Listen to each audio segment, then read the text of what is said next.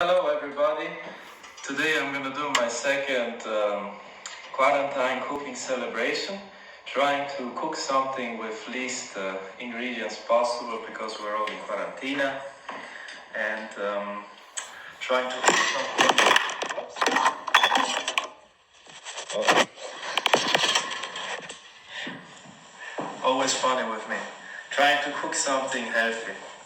Before I'm going to cook a risotto made out of three things only, or one thing only, mainly out of rosmarino. This is going to be incredible. But before that, I'm going to make a little Greek salad because this is the risotto I've had the first time in my life in Greece. So before we make a little, maybe we should get the water starting. I made a little, for the risotto, you need to heat up a big portion of water with some dado vegetale, with these things, and it makes you need that to then fill up the risotto with it. You will see. But before that, I will try to make a nice Greek salad if you want to join. And whenever you're bored, you just come out and then you come back, you go out and then you come back. So I take a nice big onion of red onion, and I try to enjoy myself.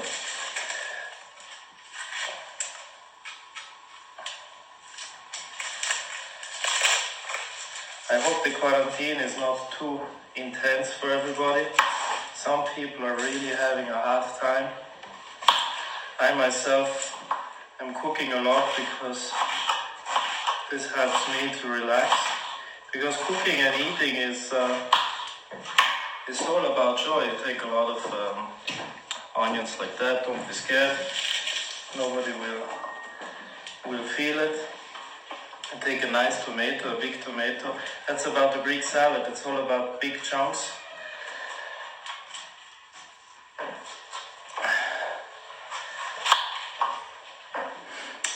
You know that I think we're in the period of fasting, meaning that every tradition, every religious tradition has a period of kind of like silence or reflection. I think that's what fasting is about. And I think at Easter it stops. I think it's like 40 days. I have no idea really. And I for myself try to be more in silence in this period and try to focus and maybe by silence understand what is important in life. But that's not always easy. And it's kind of interesting that this period coincides with the period of this coronavirus quarantine. So now we did the tomatoes with the big onions all together. Maybe too much tomatoes, let's put them out. And then we're gonna take some cucumber, a big cucumber, and clean it in the best possible way. So I think what we eat in this period is really important. I, for myself, changed a lot my diet. I started to eat only vegetarian or mostly vegetarian for the past 1.5 months. And I have to say, I feel great. My whole energy level has changed. Now it's about big chunks, huh? It's not these little dingsbums. It's a Greek salad, so make it like big, massive chunks.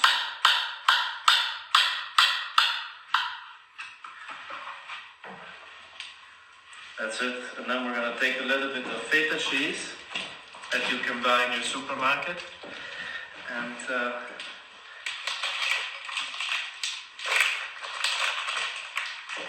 break it up.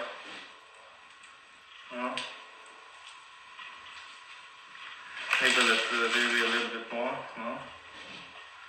So, this is what it looks like at the moment, in a way. And then we're going to use some olives.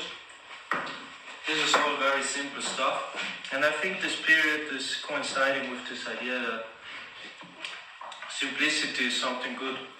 Maybe we all calm down a little bit and we all don't move around as much, and so we kind of get more sensible for the little things. And one of the little things is maybe also in food. I could try to taste each ingredient and give its importance. So I took these olives and I put these olives on it.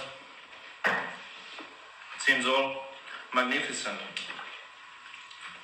It takes some more salt.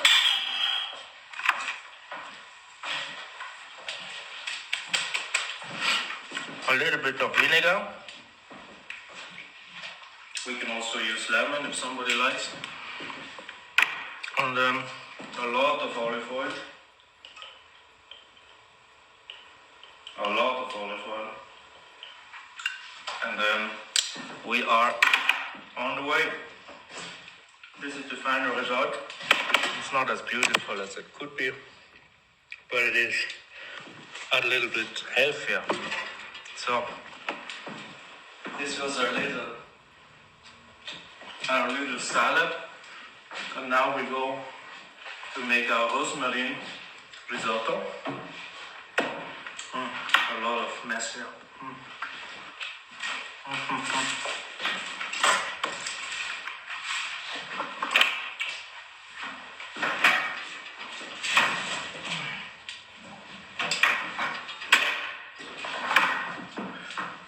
So this is the whole idea. We're going to make a very simple dish, a very delicate dish, and it only has one ingredient, which is this rosmarino. Rosmarin, what's it in English? I don't know. Rosmarino in Italiano, rosmarino in Deutsch. And we're going to use that to make a flavor of the whole risotto. So before we have to get the flavor out of the rosmarino. So we're going to use butter and grease to get the flavor out. So the first part is to kind of take a generous piece of butter, maybe half of this. You see this? Put it in a little pan like this. Heat it up.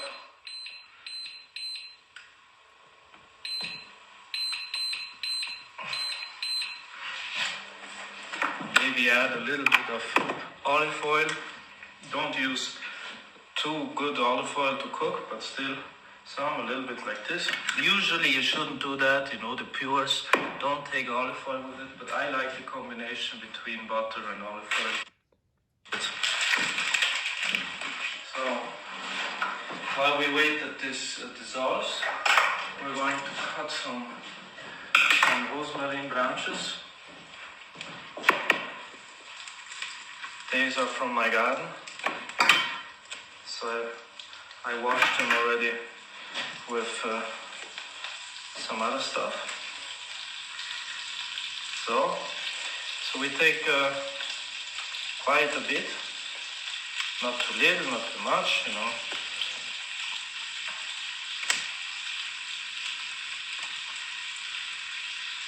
So it already smells from now. This rosmarino with the butter really opens up.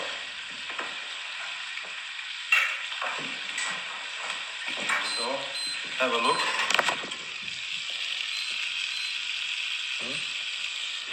We're gonna make this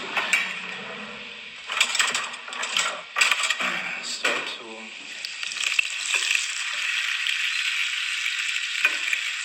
we're gonna use this butter and the rosmarino afterwards in our risotto. So what I was saying before, or what I'm trying to think about when I'm cooking, when I'm eating, I'm trying to not only fill my stomach, but I use food to kind of feel better as a whole. And I believe that through our diet, we have a lot of influence on the way we are, on our thoughts especially. So I started to eat radically differently, and And since then, I've noticed a big change in my life and in my thinking, and I'm a lot more productive and a lot more just healthier. And I think a big part of it is maybe most people don't think about this. Oh, look at this. This is almost ready. Usually we could actually take away this now. The purists take this away, the rosmarine itself, and just keep the butter there.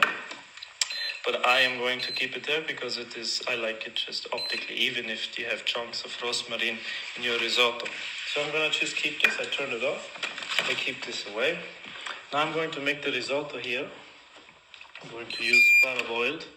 This is not a perfect risotto, but it's the only thing I found. So I'm going to show you just the basic of any type of risotto. And I'm not a big risotto cook, but I lived in Milan for 5 years, and in Lombardia they have the big tradition of risotto. So usually you take some type of onion. I use here this weird onion. It's a mixture between an onion and a garlic. It's called, en France, échalote. I don't know what it's in English. It's not as strong as the red onion, but not as easy as the white onion. It's a mixture. Again, it's the only thing I have at home. So there's something really interesting that I would like to share with you if you are interested. In India, I like a lot the Indian medicine, Ayurveda, and I like the Indian traditions, and I like how the Indians have a knowledge about life and about health and about cooking that is kind of a little bit deeper than our understanding. For them, food is perceived as a medicine. It's not only, in a way, it's not the same way we perceive food. So they use spices, they use different flavors, not only because they taste well, which is a big aspect in life, you know. You need pleasure and you need good taste, you know. They wrote a whole tractate on that, the Kama Sutra, the Sutra on Kama, pleasure. And so we're going to put this a little bit in there. Start to heat this on. And it's there, for them food is kind of like, they understand it in a way also as medicine. So when Indians use a lot of spices, for example, very hot food or very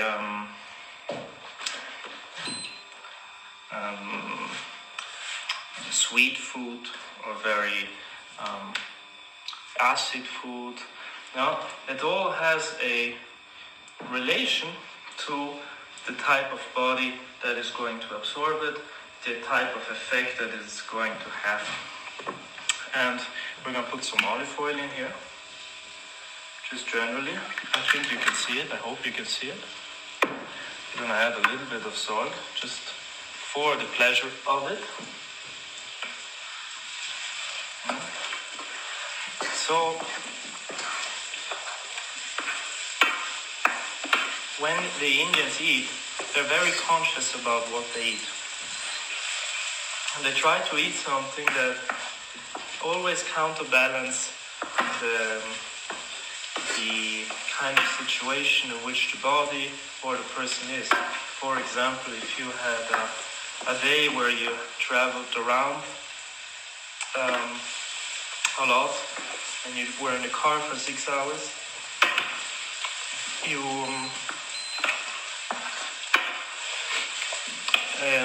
had a lot of movement, you need to get, got this fever. They would cook something that makes you feel, in a way, stable and brings you down. So they would cook something like a risotto or something that brings you down, that is a little bit fattening or a little bit full of oil, you know, something that counterbalances the movement. So for example, in this period where we all are at home and we don't move, if we would eat stuff that is really heavy and like constantly meat and lamb and goulash and whatever,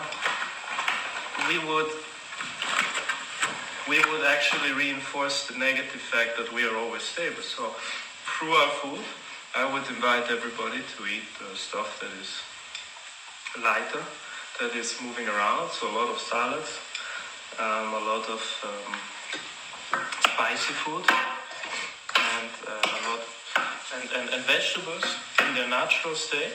So fresh vegetables, if they're not cooked too much, they tend to be in that direction. So now these onions seem to be a little bit ready. Not really, but yes. Now we're going to add the risotto.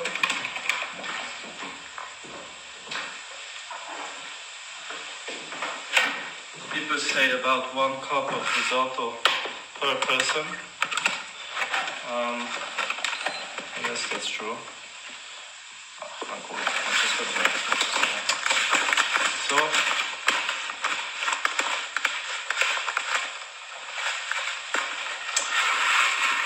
I use this maybe for people. I hope it's not too much or too little. Then we're going to roast the risotto with just in the pan. We can also use ghee instead of butter. Here, Indian butter, special type of butter. And we're using the heat of the pan to break the risotto up, because what makes the risotto is the outside of the rice being breaking up, and then sucking up the water. So when this is ready, we're going to use a little bit of white wine to shock it off, they would say. Shock it off. And that's it about... So when we cook, I think in my perception, we kind of take all the different elements of life in it. There's heat, there is cooling, there's an element of shock, there's an element of subtleness to everything we do. So even the way we in India at least they say, the way we caress the food, the way we cook itself, the love we give to it, actually goes into the food itself. So that's why I always try to be very passionate when I cook. And I usually, when I cook, I never speak. I try to not speak a lot, because I really want to focus on the food and understand what the necessities of the moment are. But I want to share with you this, because I think that some people might actually like to have some feedback on how to cook something and have some new ideas. I watch cooking shows all the time, and it's the greatest fun. So now we see that the rice is starting to become crispy. Now we're going to use a nice bottle of white wine. Be generous with it, you know.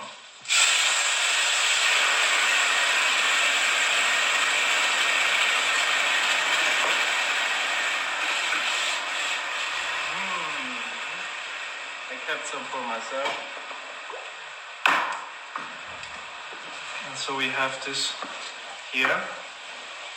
Here we are. So, this smells already incredible. And now the idea about risotto is that you have to constantly be there and caress it. Usually they say in the same direction. And the heat is also very important. It's not too high. The heat shouldn't be too high. And then we're going to take this stock that I made before. I hope you can see it. I just cooked up some hot water, and I put in some vegetable daddy too. And usually you would use a lot of, depending on what risotto you make, you could also use meat, dado, or cook up, a stock, a real stock. Or if you would make a fish risotto, you would make a fish stock using fish, ingredients of fish to make this liquid flavored water. But we don't need, this is a very delicate dish, we don't need big flavors today. We're just going to use a very simple stock because we're trying to train our ability to taste subtle things. Because we're in quarantine, we have nothing else to do. Life is becoming more simple, so why not get used to it? So when this is ready, the idea is you always take a little bit of the stock and you put it in the freezer. And then you, little by little, wait till it's sucked up by the rice and you continue. I hope you can see this. Yeah. Oof, this smells really good. And when it's ready at the end, we will put in the butter with the rosmarino and the taste will be incredible. Let's go a little bit up with the heat.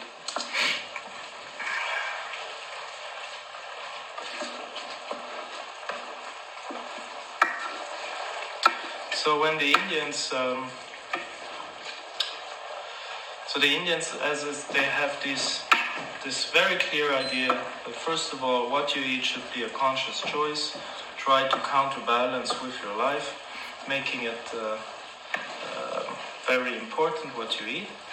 And at the same time, they are also very conscious about the way you cook has an influence on the food. They really believe that. They believe that the way I turn this has an effect. Now also the way we eat and the way we absorb the food, not only by cooking, has for them an importance, especially when you look at the story of alcohol. You know, in the Charaka Samhita, which is the one of the biggest texts about Ayurvedic medicine. Well, Ayurveda is, in one way, it's medicine, but in one it means the science of life, meaning that it explains the whole realm of life. And as such, it also explains the phenomenon of alcohol, and the alcohol is in the Charaka Samhita, in the chapter before the poisons.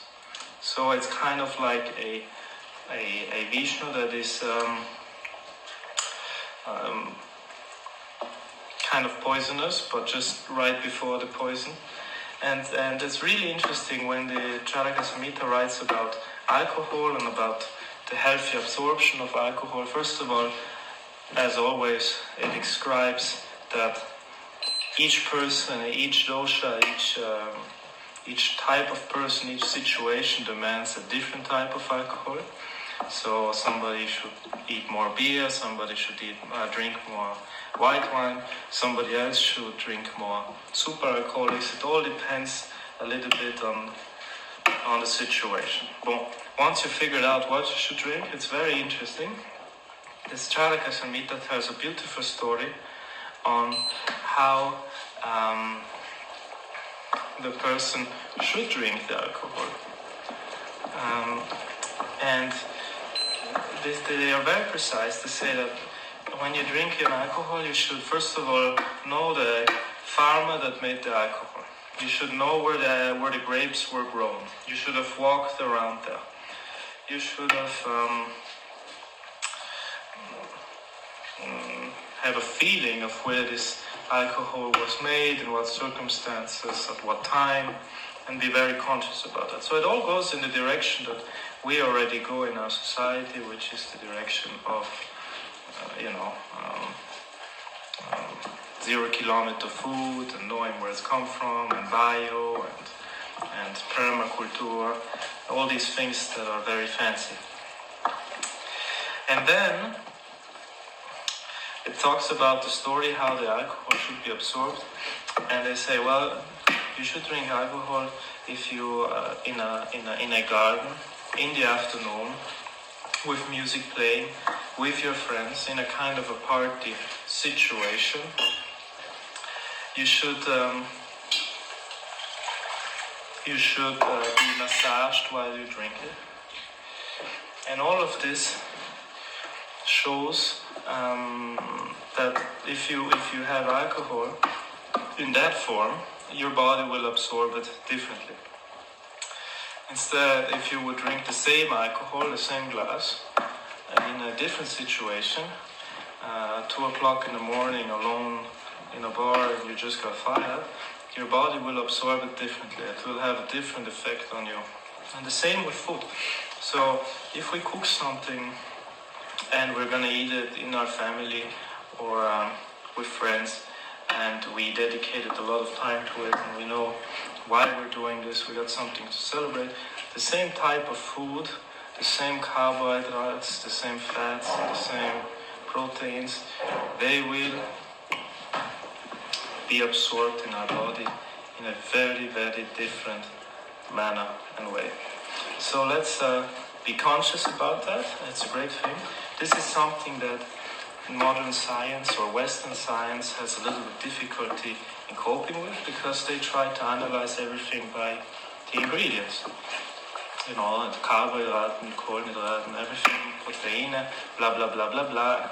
But the fact is also we have to always take into consideration what type of body absorbs them, how they get absorbed. And there is no clear line in that. Everybody is different. Every time you cook something is going to be differently absorbed and have a different effect. But as long as you're conscious about it, it's pretty cool. So the risotto is advancing here. I hope you can see this.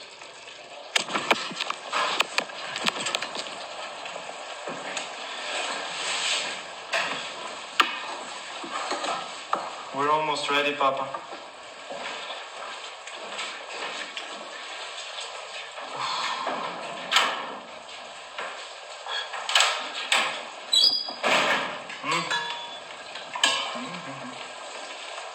Very simple and delicate. I just saw a podcast of Deepak Chopra, the Indian doctor, and he was inviting everybody to stay. He's going to be in silence for 1 week and cultivating the essence and the power of silence and inner silence. And I found that very fascinating. I believe a lot in this. Every tradition has this type of approaching things.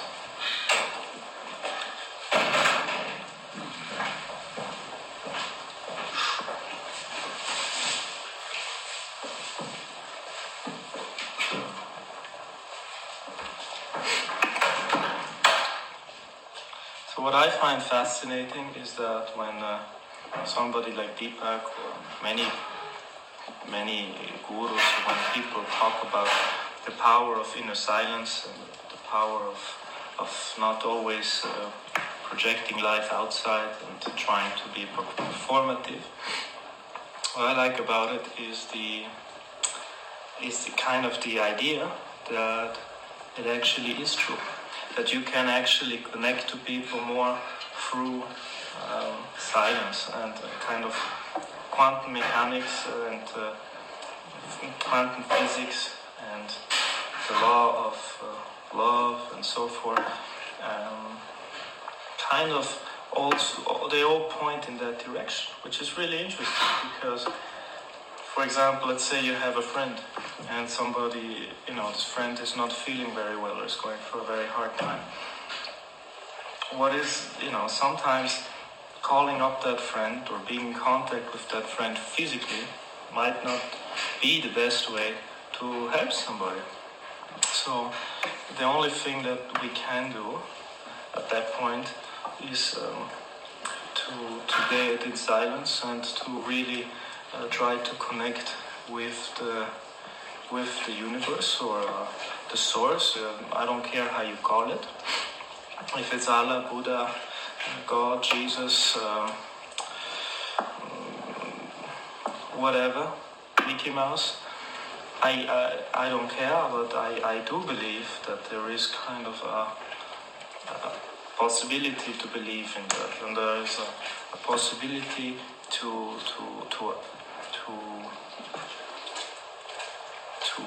ask and to kind of talk or to put your own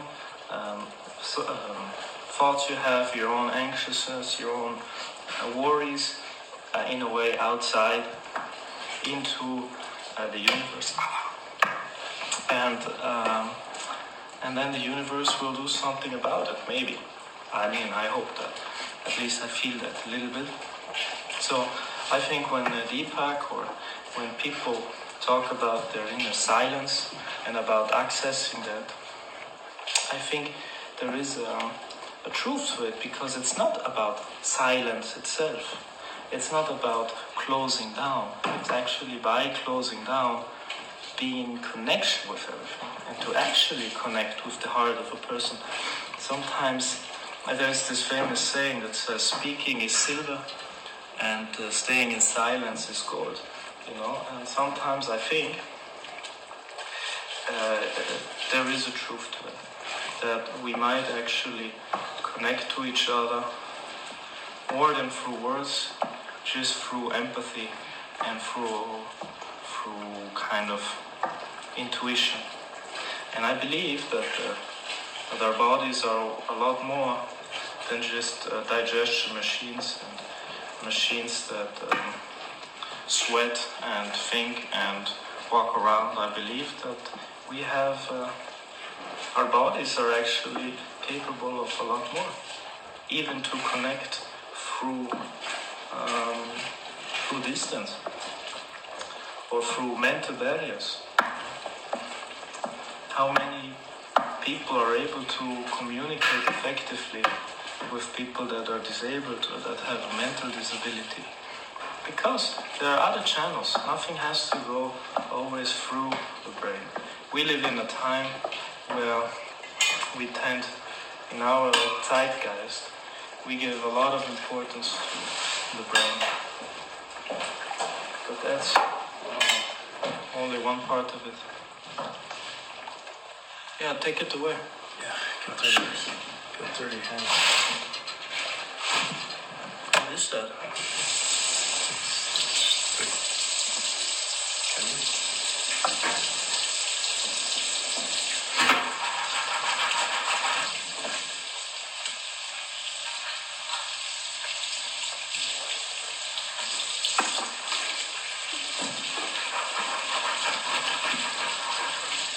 Mamma mia.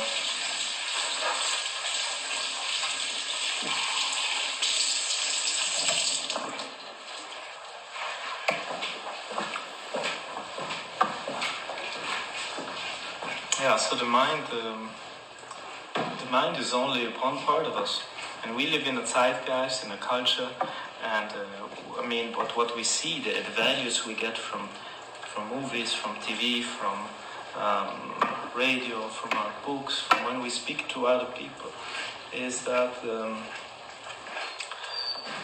it's as if there is only the mind. There's only thinking in logical terms. There is only thinking in the ways we can see things.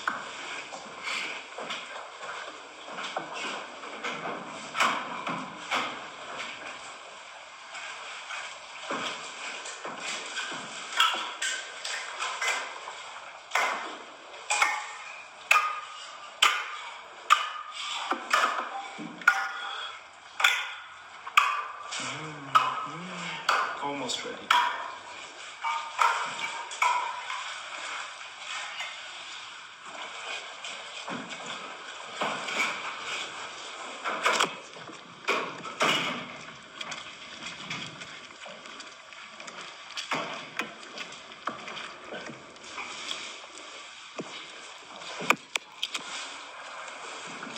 And what the Indians now say is something very interesting. The Indians, they have a Sanskrit word for the world, the way we perceive the world, which is, they call it manas. And manas, Sanskrit has the same origin like mind, mente. It's an Indo-German word, meaning this dimension of the way we filter reality and the way we see things. But they say there is not our own intelligence only, there's not only the way we perceive life, but there is also Buddhi, which is the universal intelligence. And Buddhi is the way things actually are, you know. Take a relationship. Somebody might be in love, right? So the person that is in love is in his own manas and says everything is beautiful and love and blah blah blah. While the reality might be a lot more complicated. Maybe the one person is in love and the other person is differently in love, or has different expectations.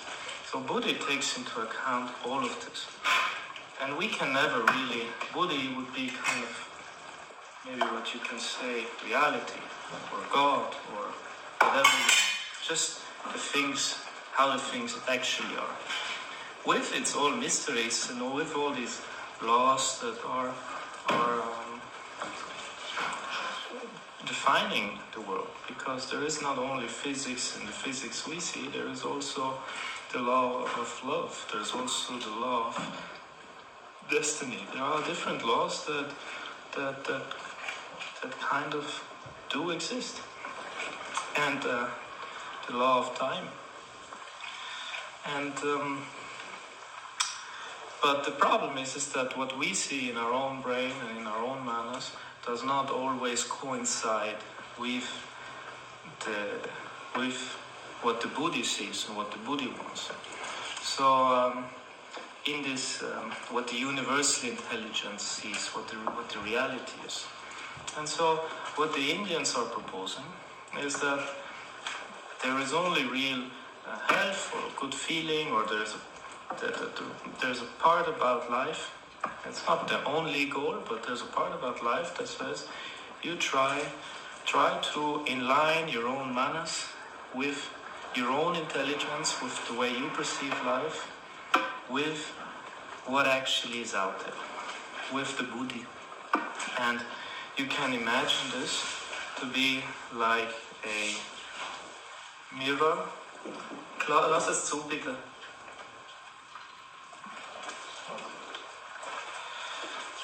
And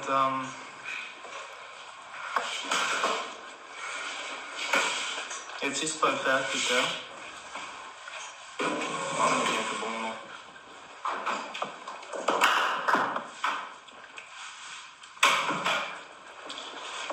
So if you have the inside, you have the mind in here, and you have the outside, reality, the Buddhi out there. There is a layer that is between them, which would be kind of, if you imagine it like a kind of a mirror or a glass wall, and the connection and the communication between what is and what you perceive, the clearer it is, the healthier it is. So, if this wall is called ahamkara, or the mistake of the intellect, l'errore dell'intelletto, the mistake of this intellect that is not able to see the Buddhi, and the Buddhi is not able to communicate. Like the person that is in love is not able to actually see what is reality, and the person on the other side is not able to tell, to communicate effectively to that person, say, look, things are different than what you see. So this schism, if you imagine it like take the image of a glass wall, is the thing called the mistake of the intellect, and ahamkara in Sanskrit. Now, there's something really interesting. This happens automatically. We always do that. We are never really, until we die, we are not ever in touch with what actually goes on. But what the Indians say and what the Indians suggest is that the cleaner we try to keep the ahamkara, this wall that separates, or which through the information, our own perception and the information of the universe comes, the cleaner we keep that, the least we will have probability that our reflections of reality come back to us, and we're self-enforcing. We stay in a ideology, in our idiotism. No, idios from Greek means self-turning. So an idiot is somebody who sees himself and then is confronted with that and takes in and reconfirms what he sees and thinks he's right the whole time. And in German, for somebody who is an idiot, we say spinnen. No? Spinnen is the process of taking the lana, taking the wool of the sheep, and then twisting it and twisting it and twisting it so it becomes a filo. No? Somebody who is crazy is somebody who twists it all the time. So we do that all the time anyway. But we have less possibility or less momentum in this twisting when we keep this ahamkara, this let's take it this glass wall between our own perception of reality and reality, between manas and the buddhi, clean. And one very essential way of cleaning is the way we eat, is the way what thoughts we feed into our brain, is our behavior. So all the spiritual traditions that we see in life, in asceticism, in the monk tradition, in the way, in all the different sutras, in the way we should deal with pleasure, in the way we should deal with all different with sadness or with joy, the way we should all these different things that we see in all the religions, in all the different life philosophies, they try to give a manual on how to not dirty too much this ahamkara and keep it flexible. So with healthy food, in the end, with healthy food, with a food that is kind of counterbalancing the life we're living, we are making a contribution to keeping this layer, the communication between our own selves and the universe, healthier and actually a little bit more spontaneous and more possible. So, try to do whatever you can. I try my best. For me, food is a big thing. So I think the risotto is almost ready. Let's see how it goes. Yes, I like the risotto when it's not too cooked and not too little cooked. So we're going to let this water go down a little bit.